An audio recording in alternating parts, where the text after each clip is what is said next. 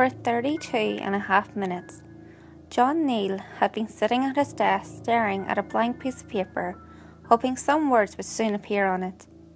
No words came to Mr. Neal because he had no words in his pretty little head. His wildest fantasies consisted of himself walking around grey shapeless masses, considering the important things in life. The numbers he needed for that report due next Tuesday, who will win the big game next Sunday. The lights of John Neal's life were flickering candles miles away. Any part of Neal's brain which had even considered curiosity or exceptionality had been carefully stitched out by little old women in black, while he was yet developing. It was then exceptional that Mr. John H. Neal would be the one to stumble upon an old age secret, one which none would believe he found, and which fewer would believe he could possibly have made up. Luckily for Mr. Neal, he wouldn't have to explain his findings, as he would not live past 11:47 this night. John's clock was an antique. It was a clock which constantly droned on in its monotonous series of clicks and ticks. John thought the clock proper representative of his own life. After minutes more of staring down at a faded piece of paper, yellowed from years of improper storage in the house of a smoker, John decided to stand up. It is quite possible, had he not stood up, he would still have the option to stand up the next day. It is more likely, however, that it was inevitable that John had stood up, just as it was inevitable that the clock must tick, as it was 11, and it therefore was time for John to prepare for sleep. John was now in his pyjamas. He walked into the dreary kitchen of his ragged one-story home, if it could be called a home. As he made his way to the refrigerator to grab some sour milk or rust-flavoured water, John heard a sound, unlike the sounds John usually hears at this time of night. No, this was not a familiar tune of his neighbour and acquaintance O'Leary throwing his wife against his thin walls, and his fists against his thin wife. This was a slightly gentler song. Mr. Neal heard metal turning. He heard soft chains scraping against old pulleys. John heard the sound of a door being opened. Must be a neighbour's got the TV on, John said to himself. The thought contented him for a while. But no, he thought, after taking a sip of the water-like beer he chose over his very unwater-like water. No, this sound continued, and it did not have the familiar choppy buzzing quality of any TV he had heard outside of some fancy electronics store. John stopped drinking and started to listen as closely as he could, and that was when he heard the whispers. Faint. They were very faint when he first heard them. He couldn't make out words, let alone sentences, let alone the complex phrases that were truly uttering. But the sound grew. The sound of whispers grew as the sound of chains and long since used mechanics grew closer. The sounds grew, and so did John's fears. John wondered in those moments, sometimes aloud and sometimes only in his head. He wondered if something was coming, and he wondered what it was coming for. And as he wondered, he began to hear the words behind the whispers. But they were not words. No, not to him they were not. To him they were images. They were pictures. To him every single word amongst billions said took a memory, a thought of his own, and extrapolated from its scenario in which his greatest fear was realised. He tried to cover his ears. He covered his ears, but the sound just continued to come. The sound continued to attack his ears, but not just his ears. He felt the presence, he heard the words, and the mechanical grinding perfectly in sync with his clock's perfect metronome. 11:36, he read, but those numbers no longer made any sense to him.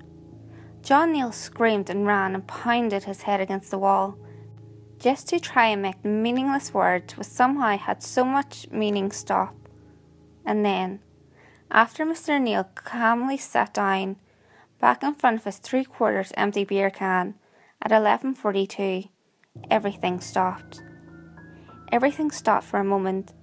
The grinding of gears, the pulse of his clock, the pulse of his heart, the motion of the clock. Everything stopped. John heard the sound. No. John heard the piercing scream of metal on metal, and John then too heard his own scream. He could not tell which was more terrifying. John Neal, the 32-year-old co-manager of Fawn's Deli. John Neal, the 232-pound ex-high school county weightlifting champion turned hot dog eating champion. John Neal, the man who spent 2 months in jail for drug charges, ran as fast as his stubby legs could carry him to behind his bed and cried. His crying could not be drowned out by the screaming of metal, nor could it prevent the inevitability which would be presently carried out. The screaming, as John heard from behind his twin mattress, was now met with a shrieking, a sound which made him then recall the time his family cat had wandered too close to their fireplace and ended up a pile of ashes. John wondered if he, too, would soon be a pile of ashes. And at 11:44, John wondered what a pile of ashes would wonder. John's thoughts were interrupted by footsteps. The clock had once again resumed its ticking. With it, feet moved. Solid, heavy, yet quick feet followed the clock's beats. John stared over his yellowed bed towards the entryway from his kitchen to his room, and with the movement of the feet, John saw a shadow creep towards him. His eyes widened, but his pace did not quicken. No, John's pace still matched the hollow clicking of his clock, its hands moving from one position to the next, never quickening, never relenting. The clock clicked to 11:46, and John knew he was a minute nearer the end. The heavy footsteps continued towards his door, and with them, the shriek grew louder. Tears of fear ran swiftly down his cheeks, but John remained, paralysed with fear or curiosity or some dreadful mixture of the two.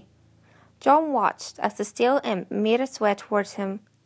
Its eyes were purely red. They shone with wicked glee and an awful curiosity.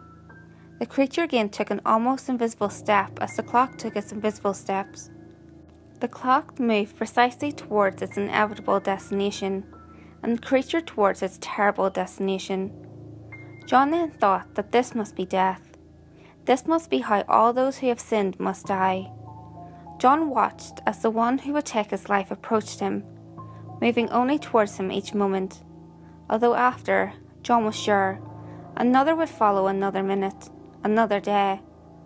John stood, and with the last 15 clicks of the clock, the creature took its last 15 steps towards John. With one step left, the creature pierced John's heart with its drill-shaped fingers. John's body was left lying on the bed, his face forever frozen with the realization that he had been dead ever since the day he was born.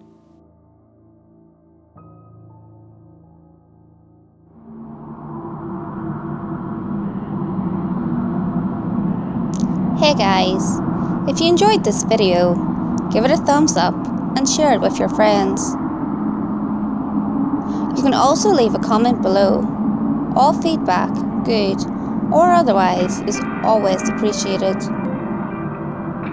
If you have any creepy stories of your own, or of any topics that you would like me to cover, feel free to send them in via any of my social media. You can find all links to my social media in the description below. Until next time guys, make sure you lock your doors, stay safe, and I'll see you next video.